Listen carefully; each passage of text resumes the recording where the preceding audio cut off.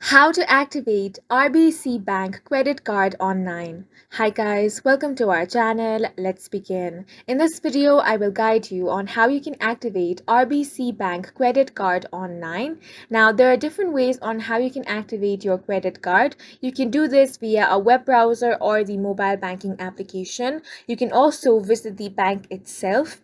Now, to activate it via web browser, you want to open up any web browser you want and search for RBC Royal Bank Activate Credit Card. Then tap on this website, which is Let's Activate Your Credit Card. Now here it says to get started, you will have to enter your 16-digit credit card number. You will be able to find this on the front of your card.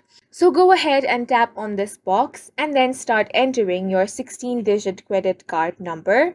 After you have entered that, you want to tap on the Start Activation option. Then it will ask you to enter the PIN. Go ahead and enter the security PIN. After that, you will have to enter some other details. Simply follow the on-screen prompts and then your RBC Bank credit card will be successfully activated.